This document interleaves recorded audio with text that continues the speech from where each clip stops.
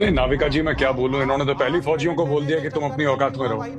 मतलब वर्दी हम पहने, सरहद पे हम खड़े रहें, सर हम कटाएं और औकात में भी हम ही रहें। तो ठीक है, फिर विवेक जी अपनी बात कर सकते हैं जो कर रहे। I do not belong to any political party, neither am I interested. लेकिन एक बात हमें माननी पड़ेगी कि ये बिना फॉलो अप के नहीं होता है। अमेरिकन लॉ ये नहीं कहता है कि हम लोगों को एक्स्ट्राडाइट करेंगे। ठीक है, you have to work for it. Hello दोस्तों, कैसे हैं आप लोग। उम्मीद करते हैं अच्छे होंगे। तो आज का वीडियो जो है यहाँ पे तहव्वुर जो राणा है जिसको अरेस्ट किया गया है, अब उसके ऊपर जो है राजनीति जो है गरमाने लगी है। ठीक है, यहाँ पे कुछ लोग ऐसे हैं जिनके भाई साहब मैं क्या बताऊँ उनको, आप चाहे जितनी मर्जी, ठीक है, उनको चाहे जितनी मर्जी आप सोच ले, लेकिन वो कभी भी इस चीज़ को एक्सेप्ट नहीं करेंगे कि मोदी जी ने ये काम बहुत अच्छा किया है। कभी नहीं। उसमें राजनीति घुसाएंगे, उसमें अपना नाम घुसाएंगे। ठीक है, जहाँ पे अच्छाई वाली, अब बाकी बुराई करने में तो अव्वल है ही। देखेंगे आप यहाँ पे विवेक श्रीवास्तव को, अब इनको मैं क्या कहूँ, हिंदू विरोधी तो है ही, लेकिन जो है देश में जो पॉलिटिक्स, ये जो इस तरह के आतंकवादी जो गतिविधियाँ होती उसमें भी पॉलिटिक्स अच्छे से घुसाते हैं। ठीक है, वीडियो बहुत मज़ेदार है, आपको यहाँ पे बहुत मज़ा आने वाली है, बहुत अच्छी जानकारी मिलने वाली है। ठीक है, वीडियो को देखिएगा और इनकी सोच को भी समझिएगा। अगर वीडियो आपको अच्छा लगे तो वीडियो को लाइक करना और चैनल को सब्सक्राइब करना। चलिए वीडियो को चालू करते हैं। नहीं नाविका जी, मैं क्या बोलूं। इन्होंने तो पहली फौजियों को बोल दिया कि तुम अपनी औकात में रहो। मतलब वर्दी हम पहने, सरहद पे हम खड़े रहें, सर हम कटाएं और औकात में भी हम ही रहें। तो ठीक है, फिर विवेक जी अपनी बात कर सकते हैं जो कर रहे। I do not belong to any political party, neither am I interested. लेकिन एक बात हमें माननी पड़ेगी कि ये बिना फॉलो अप के नहीं होता है। अमेरिकन लॉ ये नहीं कहता है कि हम लोगों को एक्स्ट्राडाइट करेंगे। ठीक है, you have to work for it. Vivek Srivastava, बड़ी उपलब्धि। देखिए, नहीं बड़ी उपलब्धि है, लेकिन सभी सरकारों का योगदान है। अब देश 2014 में तो आजाद हुआ नहीं, बहुत बड़े रीअपील वाले बनते हैं तो 2014 में आप आ गए थे सत्ता में, 2018-19 4 साल लग गए आपको रीअपील के, क्योंकि सभी सरकारें पीरियोडिकली रीअपील कोर्ट में करती रहती हैं। ये भी बोलिए, आप बराक ओबामा को कोर्ट कर रही हैं। बराक ओबामा भगवान थे, और अगर भगवान थे वो टाइम मैगजीन का एडिटर भी भगवान होगा, जिसने कहा ये चीफ मिनिस्टर जो है ये डिवाइडर इन चीफ है। हमारे प्राइम मिनिस्टर नरेंद्र मोदी को बोला, वो अमेरिका के प्रेसिडेंट जिन्होंने कहा कि हम नहीं आने देंगे नरेंद्र मोदी को, चीफ मिनिस्टर गुजरात को 10 साल तक वीजा नहीं दिया अमेरिका में, उसको भी कोर्ट करिए आप। वाजपेयी ने अगर शांति वार्ता करी तो उसको भी कोर्ट करिए आप। यहां कहा जा रहा है साहब एयर चीफ मार्शल ने कहा कि हमें तो अटैक कर देना चाहिए। अब यह प्रोटोकॉल साहब भारत में मोदी के पहले नहीं था कि फौजी आकर के एडवाइस करेगा कि फॉरेन पॉलिसी क्या हो।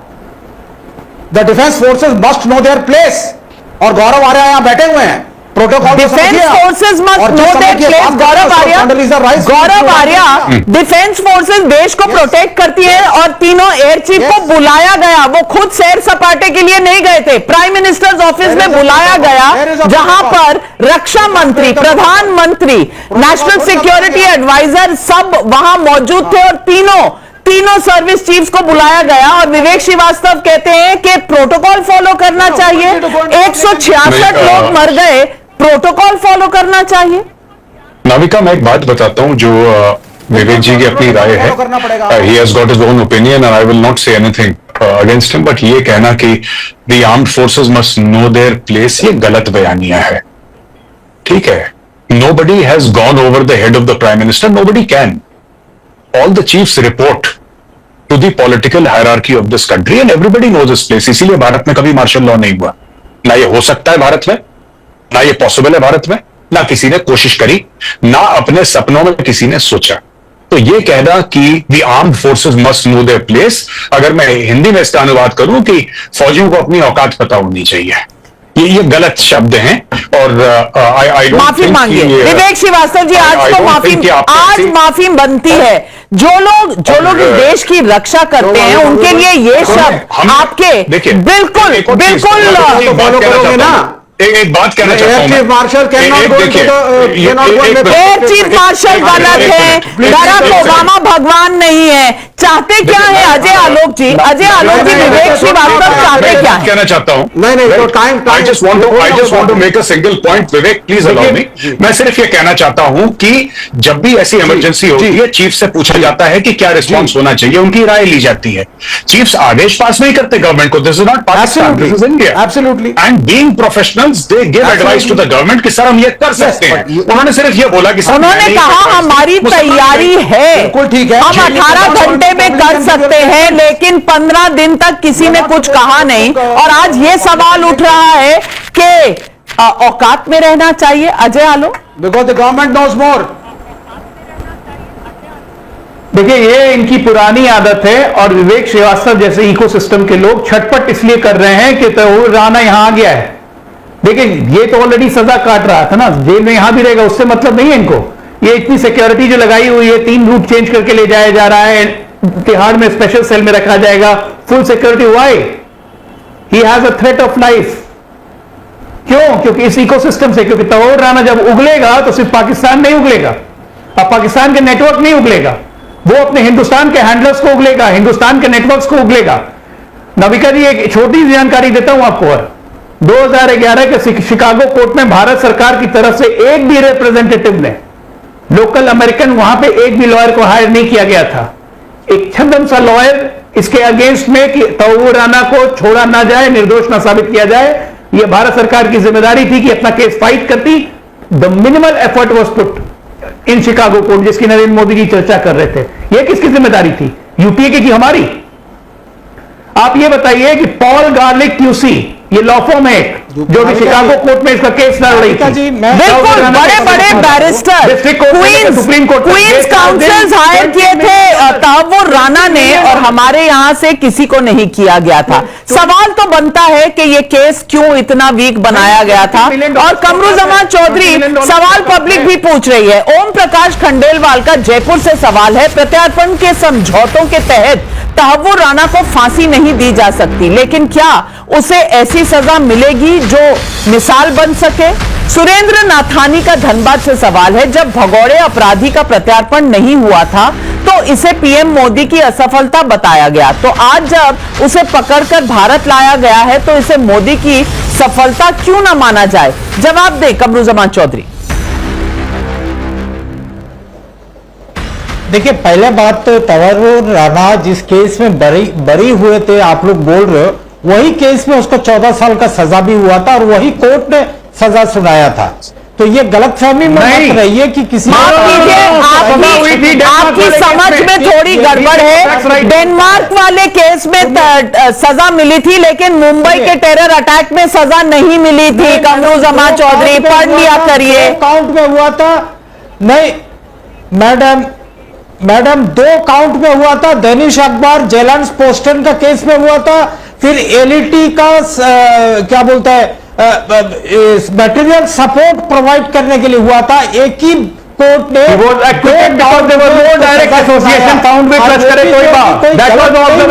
14 साल का सजा हुआ था वहां पे। आज इतना साल बाद में नरेंद्र मोदी का झूठ का 5 साल की सेंटेंस सजा थी मिला। यहाँ पे एक प्रोपेगेंडा फैलाते हैं लोग, एक प्रोपेगेंडा फैलाते हैं राष्ट्रीय चैनलों में आकर, ये झूठ पे झूठ, लेकिन ये भूल जाते हैं कि इतिहास और लोगों को भी मालूम है, और लोग भी रिसर्च करके आते हैं चैनलों में। लेकिन ये बात नहीं है नाविका जी। दूसरा बात, आज पुलवामा में 40 फौजियों का शहीद हुआ, आतंकवादी ने किया नरेंद्र मोदी जी का अमल में। आज 500 kg RDX वहां पे कहां से आया, इसका तो जवाब हम में से किसी को मिला नहीं है। क्यों आज ये पुलवामा का केस सुनते इनका मुंह में दही जम जाता है? आज यहाँ पे तहव्वुर राना को लेकर चलिए, लेकिन तारिक खान भाई, आपसे पूछना चाहूंगी, क्या ये ओछी राजनीति नहीं है? मैं कोट कर रही हूं तो कोट कर रही हूं बराक ओबामा को, मैं कोट कर रही हूं तो interview former Indian air force chief air chief marshal को, लेकिन हर सवाल पर सवाल उठाने वाले कमरुज़्ज़मान चौधरी कुछ मानने को तैयार ही नहीं है। और ये मुद्दा उठता ना अगर चिदंबरम साहब ने आज ये स्टेटमेंट ना इशू किया होता। मैं पूछना चाहती हूं कि क्या 2018 और 2025 के बीच में जो इस सरकार ने कार्रवाई की, क्या उसी का नतीजा आज देखने को मिल रहा है? मैम देखिए, सबसे पहले तो मुबारकबाद नेशनल इन्वेस्टिगेशन एजेंसी को। और नेशनल इन्वेस्टिगेशन एजेंसी का गठन 2008 में हुआ और 31 दिसंबर को वो पास हुई और तब शायद भारत में भारतीय जनता पार्टी की सरकार थी। आप लोग ज्यादा काबिल हैं, जानते होंगे, मैं थोड़ा कम पढ़ा लिखा। खैर, मुबारकबाद। भारत की धरती पर आकर जिन लोगों ने भारतीयों का खून बहाया उनको कड़ी से कड़ी सजा मिलनी चाहिए। हम इसकी पैरोकारी करते। अभी बीजेपी के प्रवक्ता ने कहा हमारे हेडली, आप ही के हैं साहब, आप ही के हैं हेडली। क्यों? अमेरिका ने लगातार हेडली को बचाया। उस वक्त के जो गृह सचिव थे उनका नाम था जेकी पिल्ले। पिल्ले साहब ने कहा कि ये जो साहब राणा हैं, इनको जो पकड़ के लेके आए हैं ये सिर्फ मोहरे थे। जो असली कल्प्रिट था उस मामले में वो हेडली था। हेडली कहां है?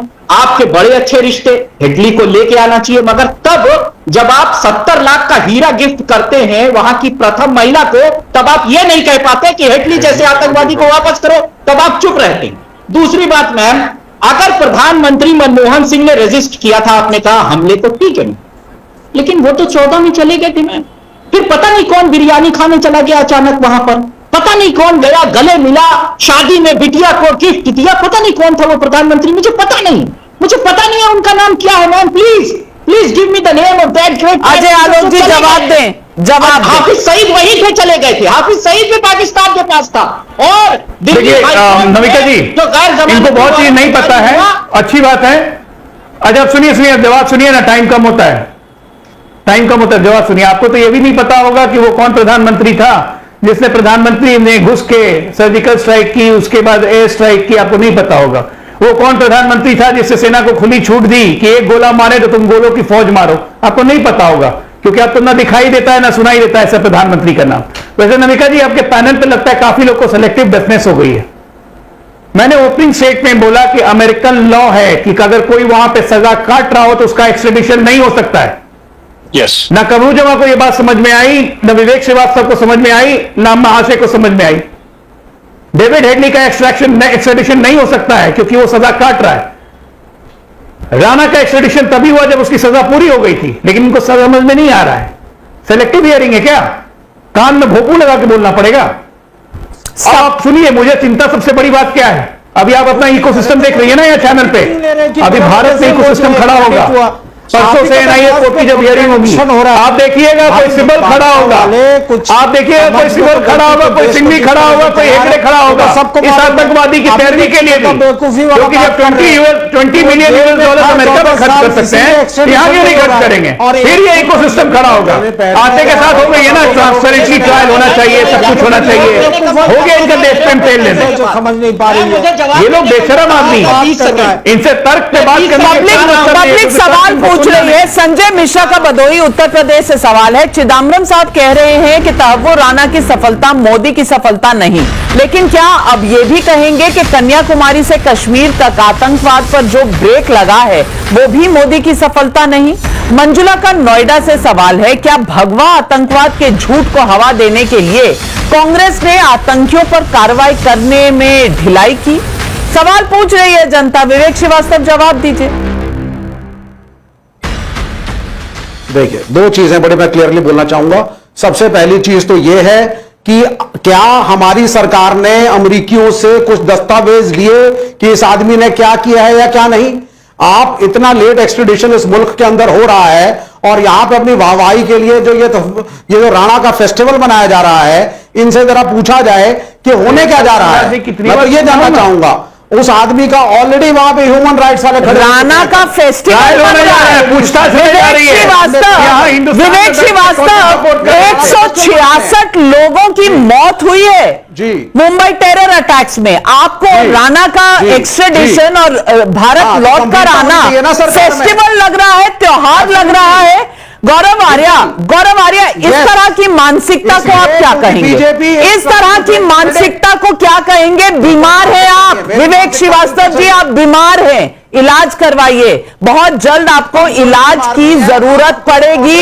आप दिमागी तौर पर, आपके जहन पर कोई बहुत ज्यादा दबाव है, आप बीमार हो चुके हैं। गौरव आर्या, नहीं नाविका जी, मैं क्या बोलूं, इन्होंने तो पहली फौजियों को बोल दिया कि तुम अपनी औकात में रहो। मतलब वर्दी हम पहने, सरहद पे हम खड़े रहें, सर हम कटाएं और औकात में भी हम ही रहें, तो ठीक है, फिर विवेक जी अपनी बात कर सकते हैं जो कर रहे। देखिए बात यह है ना कि I do not belong to any political party, neither am I interested. लेकिन एक बात हमें माननी पड़ेगी कि यह बिना फॉलो अप के नहीं होता है। अमेरिकन लॉ यह नहीं कहता है कि हम लोगों को एक्स्ट्राडाइट करेंगे, ठीक है, you have to work for it. मैं ये नहीं कह रहा कि कांग्रेस पार्टी के लोगों ने काम नहीं करा, मैं वो पॉइंट नहीं बता रहा हूं। मैं कह रहा हूं आज की तारीख में जब वो आए हैं तो पिछले कई सालों से फॉलो अप हुआ होगा, वेरियस गवर्नमेंट्स ने फॉलो अप करा होगा, इस सरकार ने भी करा है। I think we all deserve to be Congress